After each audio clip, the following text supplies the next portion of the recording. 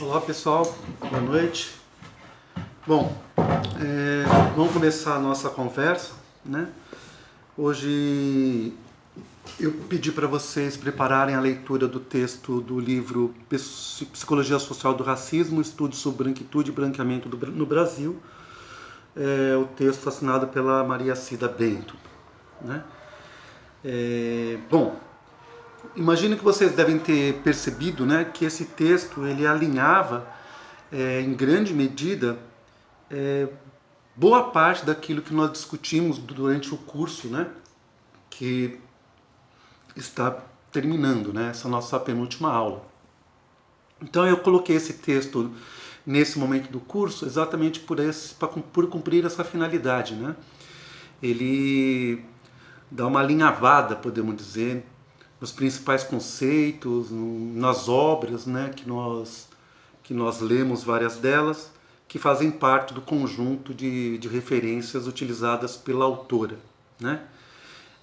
Eu preparei um PowerPoint para vocês, no qual eu tentei retirar do texto aspectos que eu considero fundamentais nessa discussão. Alguns deles nós já vimos, mas acho que vale a pena retomá-los nessa estratégia de revisitar. Eu acho que ela é importante, porque faz com que nós possamos constituir um conjunto, né, de conceitos, um conjunto de conhecimentos que nos ajude a compreender, enfim, esse fenômeno que é o tema principal do nosso curso, que é o racismo, né?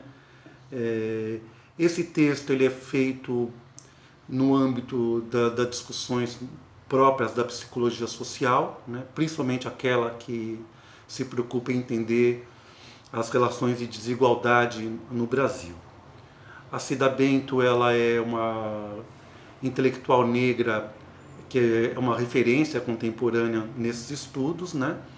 E por isso que eu resolvi trazê-la para o nosso trabalho, né?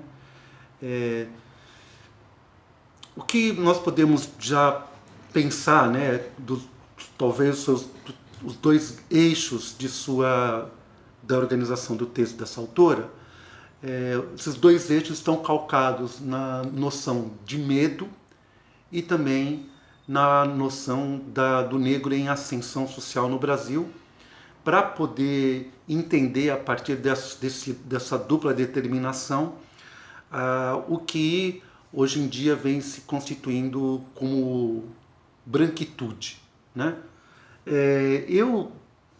Durante muito tempo, eu ficava um pouco de um sentimento um pouco refratário ao termo branquitude, porque de certa forma ele procura fazer uma analogia ao termo negritude, né? E o termo negritude ele tem uma conotação histórica bastante importante, né? Ele é um movimento político cunhado pelas primeiras gerações de intelectuais negros que se formaram em meio aos processos de colonização dos países africanos. Foi constituída por estudantes, mas também políticos importantes no período, principalmente a partir da década de 30, 40, né, que entenderam que era necessário poder restituir, principalmente no âmbito dos países colonizados, a cultura, a história dos povos que foram submetidos pelos europeus, notadamente aqui no caso o termo negritude ele aparece como uma resistência, né, aos processos de dominação da colonização francesa. Então a negritude ela vem como um resgate necessário, como uma expressão de resistência dessas populações que foram submetidas ao jugo colonial, né? Então a retomada dos valores religiosos, dos valores culturais, dos valores artísticos dessas populações constitui uma retomada daquilo que caracteriza ou caracterizou essas populações nos momentos anteriores ao movimento colonial. Então, a negritude seria um movimento político, né, de resgate, de fortalecimento do ethos negro. Né? No caso, a branquitude, durante muito tempo, como eu estava dizendo, eu fiquei refratário ao termo porque eu não via no termo uma analogia, um espelhamento com o termo negritude, à medida em que o termo negritude diz respeito a um ato consciente, a operações políticas claramente estabelecidas,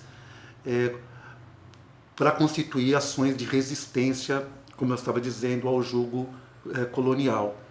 No caso aqui, como nós vemos, acompanhamos no texto da Maria Cida Bento, a branquitude ela implicaria muito menos do que nós podemos ver uma ação política consciente que perdura até os dias de hoje, e muito mais como uma certa transmissão intergerações de um ethos que foi constituído para poder fazer valer a dominação interna no Brasil dos segmentos populacionais brancos em detrimento dos segmentos populacionais negros.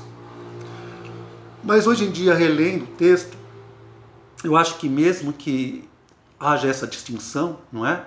A negritude, um movimento consciente, consolidado, político, e a branquitude, pelo menos na vida contemporânea, muito mais constituída por processos inconscientes, intergeracionais, podemos dizer que essa experiência da branquitude, né, ela também acaba se constituindo como ainda que inconscientemente, na maior parte das vezes, se constitui sim como um movimento político que tem consequências simbólicas e materiais de privilégio, que foram, de alguma maneira, herdados, né, desse longo processo de constituição da nação brasileira e, sobretudo, como uma forma de garantia de bens materiais e simbólicos de uma parcela da população, uma elite branca,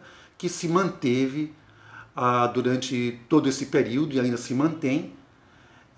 E por isso, né, nesse momento, eu acho que o termo branquitude ele tem sim uma correspondência política importante e pode ser, podemos dizer, a contraface da negritude. Claro, com essas ressalvas, né? No caso aqui da autora, como eu estava dizendo, ela coloca todo o argumento dela baseado em dois eixos: o eixo do medo e o eixo do negro em ascensão social. Bom, o medo nós já discutimos, né? Já vimos, principalmente quando nós lemos o livro, ou um capítulo do livro Onda Negra, Medo Branco, mostrando que a elite branca do período, né, anterior e posterior à abolição da escravatura tinha, de fato, como sombra, né, o medo das rebeliões dos estratos negros da população, por conta, enfim, dos próprios processos de escravização e a luta pela liberdade política e a emancipação desses segmentos com relação à escravidão, né? Nós vimos que nesse período havia um medo das insurreições, um medo do que aconteceu no processo de independência do Haiti. Então, o medo branco dessa onda negra, né, pelo grande extrato populacional que já constituía o Brasil naquele período, né, nós vimos aqui, ela nos conta, né, esse medo da elite branca foi um dos processos que também culminou na abolição da escravidão, ou seja, a liberdade para poder aplacar o medo das insurgências, mas essa libertação, né, da escravidão não significou a constituição de lugares políticos, econômicos para essa população negra no Brasil, né? nós vemos as constituições das cidades, nós vemos a diferença ainda bastante marcante do gozo dos direitos políticos, né? Comparando populações brancas e populações negras, né? Ou seja, existe uma herança que perdura, que coloca os segmentos negros numa situação de minoridade, numa situação de minoridade política, de fragilidade econômica, de fragilidade material e de submissão também simbólica, né? Então esses dois eixos, né, para a autora são importantes, mostrando que a manutenção do ethos branco que perdura, né, no nosso país, ele teria por base, então, a manutenção dos privilégios adquiridos historicamente, e principalmente por conta da disputa dos bens materiais e simbólicos numa sociedade hierarquizada, né? Eu separei aqui para nós discutirmos algumas questões, né? Na verdade, o critério que eu utilizei para a seleção dessas passagens foi retirar do texto aquelas que mais dialogam com a psicanálise, né? Então, acho que um primeiro movimento, está na segunda, já está aqui na primeira lâmina, a autora nos fala sobre a necessidade do pertencimento social. Ela nos diz o seguinte: a forte ligação emocional com o grupo ao qual pertencemos leva-nos a investir nele nossa própria identidade. A imagem que temos de nós próprios encontra-se vinculada à imagem que temos do nosso grupo, o que nos induz a defendermos seus valores. Assim, pertencemos ao nosso grupo e excluímos aqueles que não pertencem a ele. Bom, ela nos diz, né, isso também calcado no Freud, que essa relação intragrupo, exogrupo, ela é fundante de todas as sociedades, né?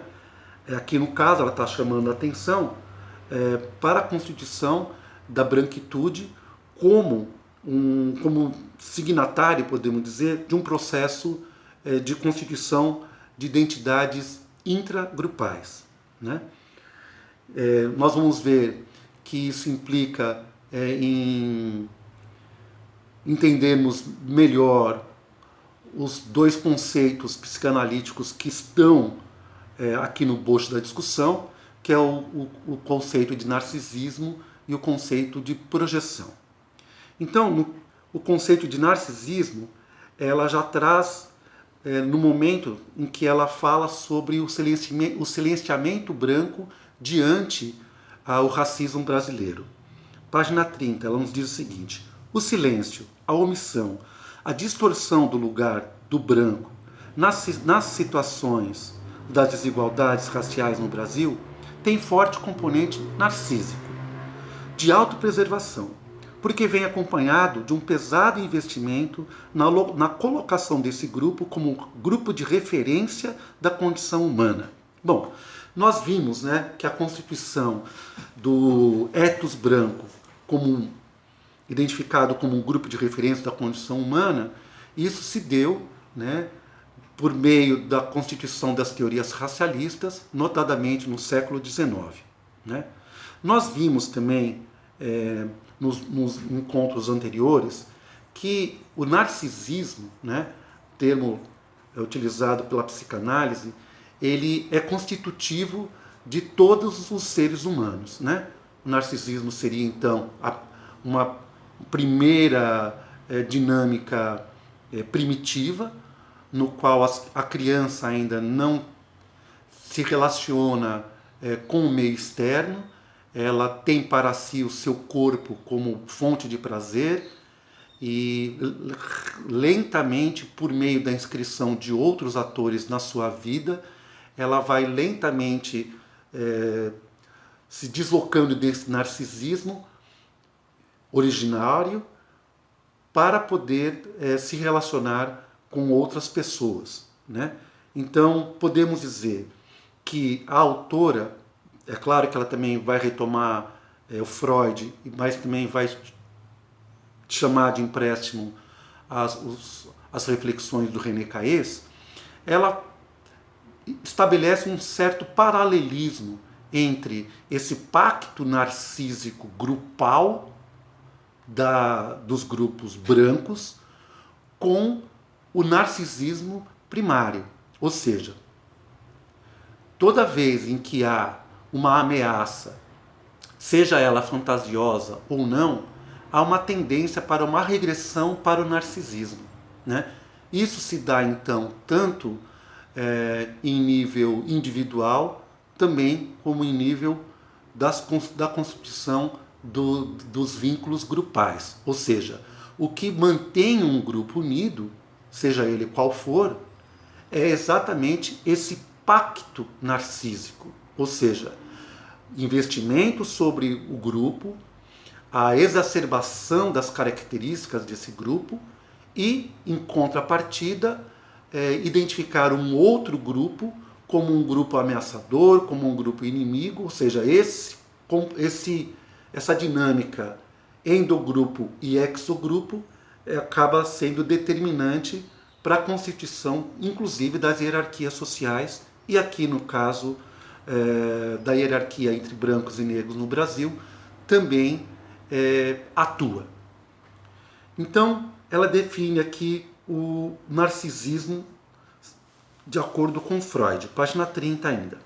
Freud identifica a expressão do amor a si mesmo, ou seja, o narcisismo, como elemento que trabalha para a preservação do indivíduo e gera aversões ao que é estranho, diferente. É como se o diferente, o estranho, pusesse em questão o normal, o universo, exigindo que se modifique, quando autopreservar-se remete exatamente à imutabilidade. Bom, nós já discutimos também em encontros passados, baseados no Freud, não é? O sentimento da inquietude, o sentimento do estranhamento frente ao outro, né? Nós já vimos que esse sentimento de estranhamento, esse incômodo, essa angústia frente ao outro, ela, em última análise, ela implica sempre numa atualização, numa revivência de conteúdos que foram reprimidos por conta, aliás, que foram recalcados por conta da ação do reprimido, da castração.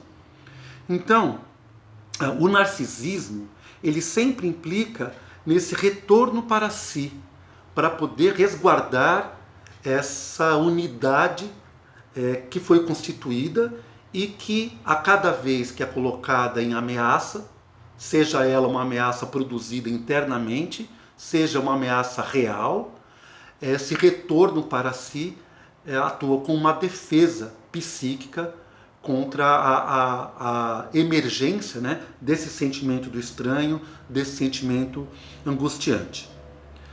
Mas ela também nos diz que uma das formas de eu poder garantir essa unidade interna, esse narcisismo, é o mecanismo da projeção.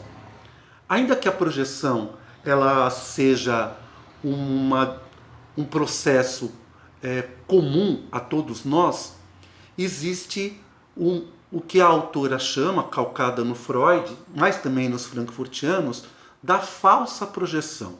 Então vamos pensar um pouco sobre isso.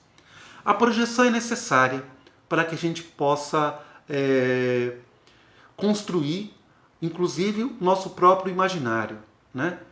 Quando nós nos retornamos, por exemplo, à pré-história, né? No qual, por meio da investigação arqueológica, tivemos contatos com as pinturas rupestres, né? E que, segundo os arqueólogos, os antropólogos, as pinturas elas cumpririam podemos dizer, uma função mágica, né? De poder, relacionadas entre outras manifestações, entre outras funções relacionadas à caça, né? Ou seja, à medida em que um indivíduo ele desenha o animal que ele gostaria de caçar no dia seguinte, esse já é um mecanismo projetivo, né? Então o mecanismo projetivo ele funciona como uma ação para que nós possamos entender a realidade e principalmente a relação entre a realidade interior e a realidade exterior. Mas no campo do racismo, no campo do preconceito, os frankfurtianos eles nos chamam a atenção para o que eles denominam de falsa projeção. Ou seja, é uma projeção que ela não cumpre apenas essa função da relação do interior com o exterior, mas ela cumpre, sobretudo, a função de resguardar o narcisismo, fazendo com que seja projetado para o exterior sentimentos que não podem ser entendidos como próprios. Geralmente são sentimentos, emoções proibidas, emoções que foram recalcadas, emoções que foram, de alguma maneira, colocadas para além da consciência, porque elas implicariam num processo de insegurança, num processo de desestruturação, e por isso, então, eu devo projetar esses sentimentos que eu carrego em mim para outras pessoas. De alguma maneira, quando eu faço esse processo projetivo, eu resguardo o meu narcisismo, eu retomo um certo equilíbrio da minha própria dinâmica psíquica. Então, a falsa projeção, ela implica, como nós vimos também quando discutimos o texto O Estranho, né, o Inquietante, ela implica sempre num desconhecimento do estranho que habita em nós, ou seja, os conteúdos que foram recalcados, reprimidos por conta da castração. Vamos ver como que ela relaciona, então, esses dois conceitos, essas duas dinâmicas psíquicas, narcisismo e projeção. Página 31. Esses dois processos, ter a si próprio como modelo, narcisismo, e projetar sobre o outro as mazelas que não se é capaz de assumir, pois maculam o modelo, são processos que, sob certos aspectos, podem ser tidos como absolutamente normais no desenvolvimento das pessoas.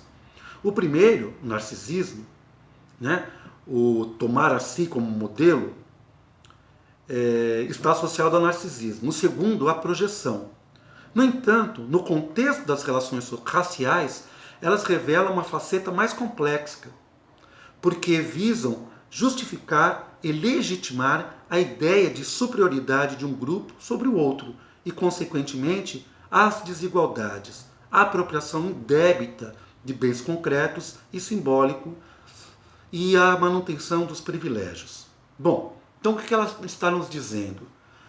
São mecanismos comuns, a constituição da subjetividade, o narcisismo e a projeção, mas a falsa projeção, essa em que eu vou projetar no outro sentimentos proibidos, não admitidos em mim, essa falsa projeção, ela já seria a expressão de um ordenamento social que se utiliza desses processos para a manutenção das desigualdades.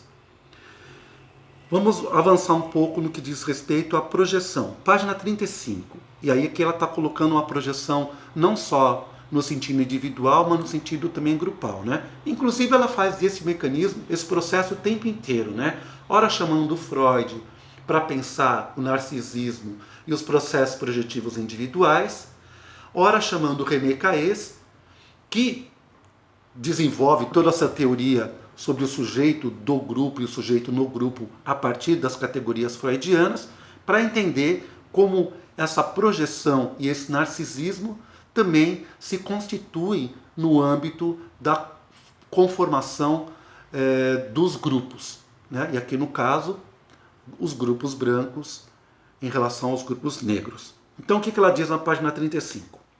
Uma coletividade em geral, incitada pela sua elite, posiciona-se como vítima e justifica antecipadamente os atos de injustiça que não deixará de executar, imputando aos acusados toda espécie de crimes e vícios.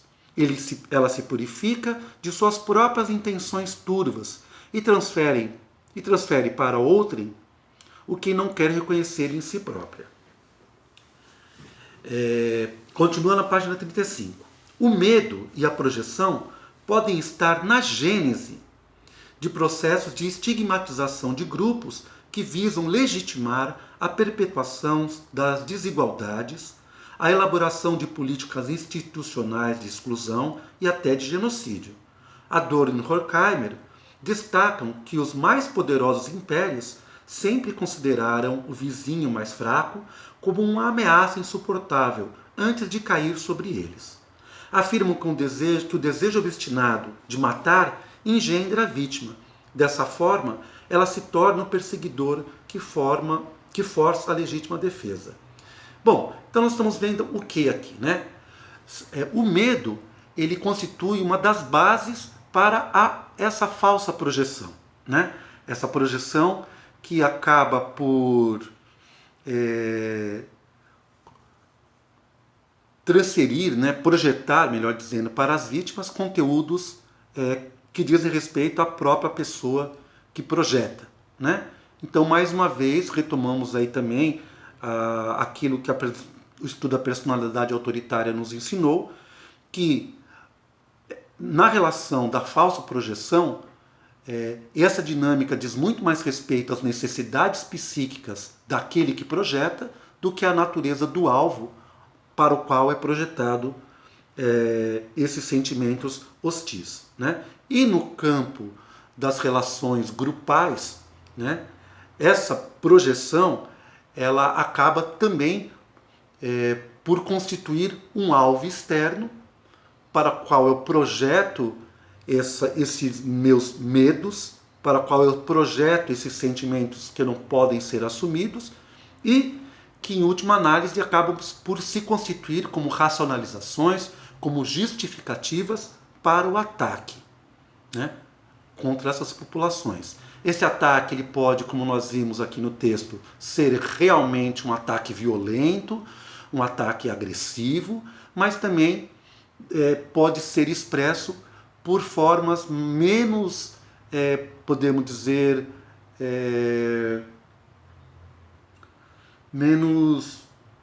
formas mais sutis, menos flagrantes, como a discriminação, como a segregação, né?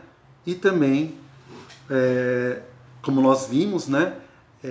A discriminação racial, né? Ela pode ser velada, né? Ela se dá no âmbito das relações sociais e não necessariamente é uma ação agressiva, violenta, que implica no desejo de morte do outro, necessariamente. Mas são formas mais brandas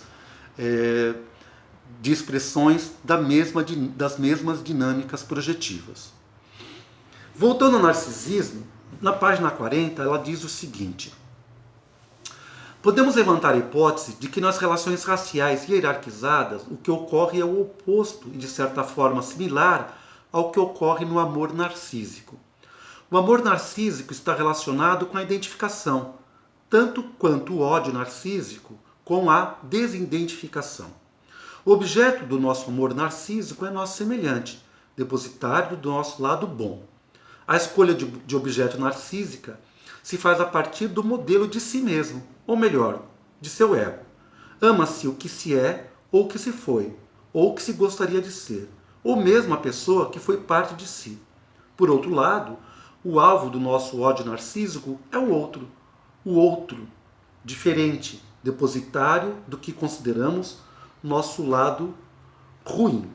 Bom, aqui na verdade já uma reiteração do que nós estamos dizendo, né? Se o amor narcísico diz respeito ao investimento sobre si, podemos dizer que o antídoto do narcisismo é o amor pelo outro, né? Se a falsa projeção já é a expressão do medo, esse outro não é identificado com esse eu que projeta. Ou seja, a falsa projeção já é uma expressão de uma dinâmica narcísica. Pensando então nessa relação projeção-narcisismo. Na página 40, a autora nos diz o seguinte: Adorno e colaboradores destacaram a projeção presente no etnocentrismo ao desenvolverem uma série de estudos que desemboca na teoria da personalidade autoritária. Essa teoria tem a psicologia profunda como base dos estudos da ideologia. Um dos pontos de partida desse enfoque é o de que as características humanas essenciais, como o medo, a rigidez, os ressentimentos, a desconfiança, a insegurança, são reprimidas e projetadas sobre o outro, o desconhecido, o diferente. Sociedades muito repressoras que punem ou censuram a expressão de aspectos humanos fundamentalmente considerados negativos favorecem a proliferação de pessoas que podem negar partes de si próprias, projetá-las no outro e dirigir sua agressividade contra o outro. Essa passagem é muito interessante porque me faz lembrar uma das afirmações que o Adorno faz num texto Educação e Emancipação, em que ele diz que nós não devemos educar as crianças para a dureza, para a frieza. Então, nesse sentido, nós devemos ajudar as crianças a expressar as suas tristezas, os seus medos, as suas inseguranças, a chorar e não reprimir a expressão desses sentimentos, né? Então, uma educação que privilegia a dureza, que privilegia a não expressão das emoções, ela, como mostra aqui o texto, favorece a proliferação de pessoas que podem negar partes de si próprias. Ou seja, negar os seus medos, negar as suas inseguranças, negar os seus temores e projetar para fora compulsivamente esses mesmos conteúdos e colocando o outro como aquele que, de alguma forma, tenderia a compor, né, esse quadro que eu quero extirpar de mim mesmo, né? Então, mais uma vez, nos mostrando que a constituição da personalidade autoritária ela se dá mediante os processos sociais e muitos deles, principalmente no âmbito da educação familiar ou não familiar, que impedem que as crianças expressem as suas inseguranças e seus medos, né? Continuando com relação ao termo projeção, na página 41 ela nos diz o seguinte: a doença de fato não é o comportamento projetivo em si, mas a inexistência da reflexão que o caracteriza. A projeção patológica ou falsa projeção é, segundo a psicanálise, a transferência de impulsos socialmente condenáveis do sujeito para o objeto. Se uma pessoa afirma que alguém quer atacá-la e não existe nenhuma prova de que essa afirmação é verdadeira, temos boas razões para suspeitar que ela mesma que tem intenções agressivas e procura justificá-las pela projeção. René Caes aborda essa questão a partir do grupo, argumentando que o pressuposto básico, luta e fuga, repousa sobre a fantasia coletiva de atacar ou de ser atacado. O grupo está convicto de que existe um mau objeto encarnado por um inimigo. Esse inimigo poderá ser abertamente atacado ou constituir-se em alvo de discriminação cotidiana. Os benefícios oriundos da discriminação são permanentemente negados ou justificados por explicações estruturais. Bom, aqui então ela já está entrando um pouco mais fortemente na questão da branquitude, né? Nos mostrando que o silêncio dos estratos brancos com relação ao racismo seria, em grande medida, a expressão desse pacto narcísico grupal, que tem como contrapartida essa dinâmica projetiva contra os estratos negros da população. Ontem mesmo saiu uma postagem de uma garota mostrando claramente esse processo, né? Dizendo que o racismo ele é natural à medida em que os negros são aqueles que cometem mais crimes e por conta disso o medo que suscita no branco ele é natural, ou seja, projeção, ou melhor, falsa projeção descancarada. Na página 45, ela avança um pouco mais para nos dizer sobre essa constituição narcísica, esse pacto narcísico dos segmentos brancos na sociedade racializada, né? Principalmente atuando sob a forma do silêncio, ou seja, o racismo não é um problema dos brancos, o racismo é um problema dos negros. E aí me veio uma outra questão interessante, né? Quando nós colocamos para que o racismo ele é um problema também dos segmentos brancos, é curioso porque nos mostra que dentro da própria compreensão da sociedade racista, não é possível compreendê-la sem implicar o branco na relação. Ou seja, a sociedade racializada, ela diz respeito a uma relação entre grupos que detêm poderes, que se constituem com pactos narcísicos, em detrimento de grupos que não detêm o poder, são alijados de direitos, né? Então não podemos falar sobre a história do racismo, sobre a história da socialização num país racista, sem implicarmos o lugar dos brancos, dos segmentos brancos, na constituição dessa historicidade, na constituição da sociedade racista. Então, isso não quer dizer um processo de culpabilização dos segmentos brancos que constituem a contemporaneidade. Mas esses estudos, eles chamam a atenção de que se os segmentos brancos não tiverem a consciência de que o seu silêncio ou a sua atitude hostil declarada, se esses elementos não forem levados à consciência dos segmentos brancos, a luta contra o racismo ela fica,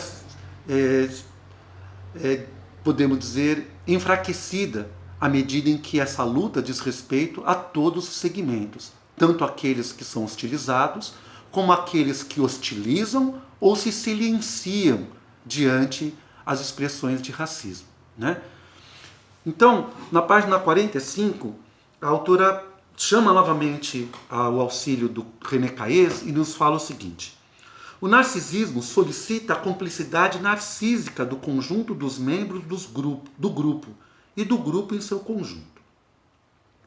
E aqui, já em considerações finais, quase, ela nos diz o seguinte: é compreensível o silêncio e o medo, uma vez que a escravidão envolveu apropriação indébita, concreta e simbólica, violação institucionalizada de direitos durante quase 400 dos 500 anos que tem o país. Assim, a sociedade empreendeu ações concretas para apagar essa mancha negra da história, como fez Rui Barbosa, que queimou importante documentação sobre esse período. Essa herança silenciada grita na subjetividade contemporânea dos brasileiros, em particular dos brancos, beneficiários simbólicos ou concretos dessa realidade. Ela continua: René Caes pode nos auxiliar a problematizar o silêncio com relação a esse tipo de herança. Ele destaca, a partir de textos de Freud, que nada pode ser abolido sem que apareça, cedo ou tarde, como um sinal do que não foi, ou não pôde ter sido reconhecido ou simbolizado pelas gerações precedentes. Ele destaca a noção de uma transmissão intergeneracional dos conteúdos inconscientes, a ideia de um recalcamento coletivo, de um ato transgressivo cometido em comum, a hipótese de uma psique de massa, ou ainda a alma de um grupo. Aí vem a citação do Caes. Nascemos para o mundo já como membros de um grupo, ele próprio encaixado em outro grupo, em outros grupos e com eles conectado. Nascemos elos no mundo, herdeiros, servidores e beneficiários de uma subjetividade que nos precede e de que nos tornamos contemporâneos.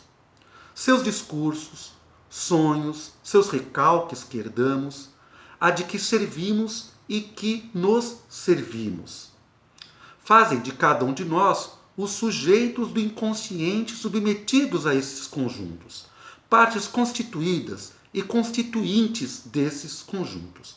Bom, é aquilo de alguma maneira que eu estava colocando em alguns momentos, né, do nosso curso.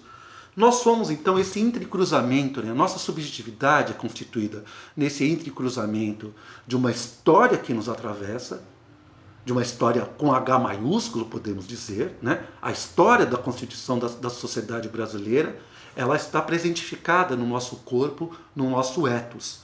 E também a história dos grupos aos quais nós pertencemos desde o momento em que nascemos.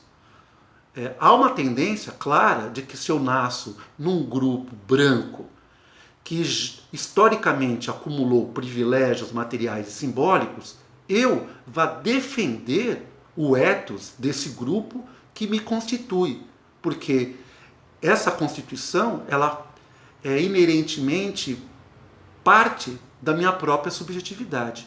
Então podemos dizer que esse desconhecimento da história com H maiúsculo e esse desconhecimento dessa história com H minúsculo que nos constitui, numa sociedade racializada, acaba por perpetuar as relações de violência entre grupos sociais.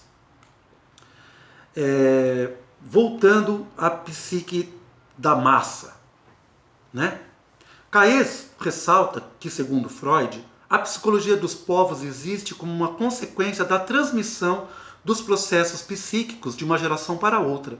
Caso contrário, cada pessoa estaria obrigada a recomeçar o seu aprendizado de vida.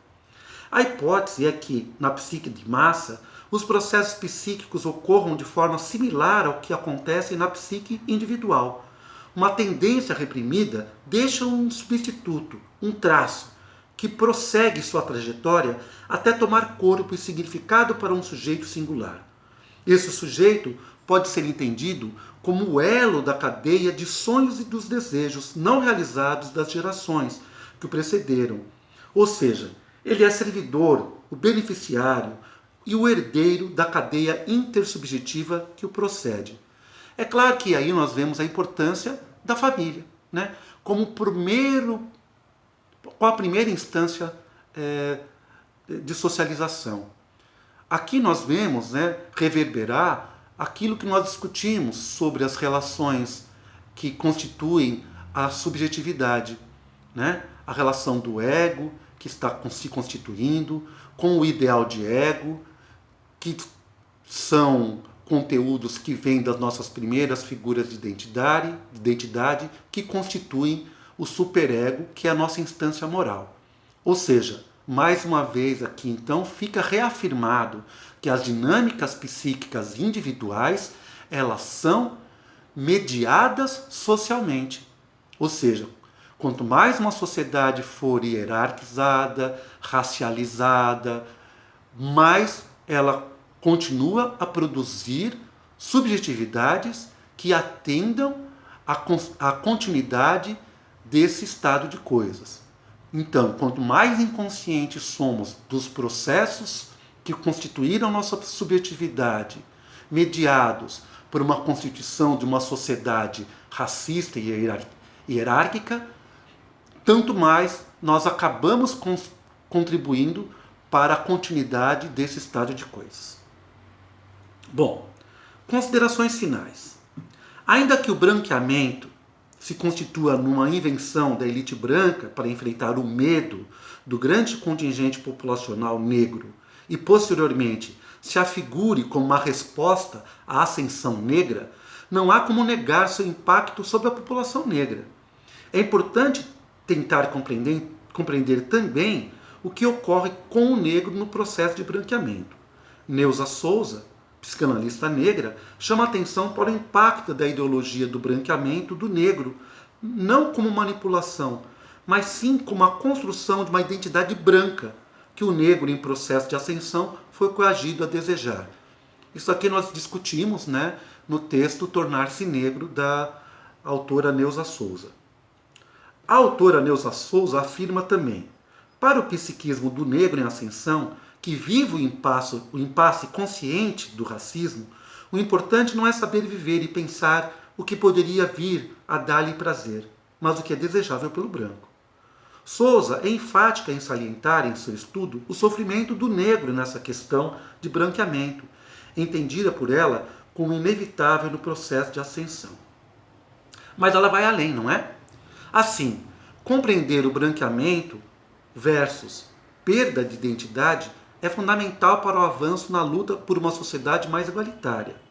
Porém, esse tudo tem mais possibilidade de ser bem-sucedido se abraçar a relação negro e branco, herdeiros beneficiários ou herdeiros expropriados de um processo histórico, partícipes de um mesmo cotidiano, onde os direitos de uns são violados permanentemente pelo outro.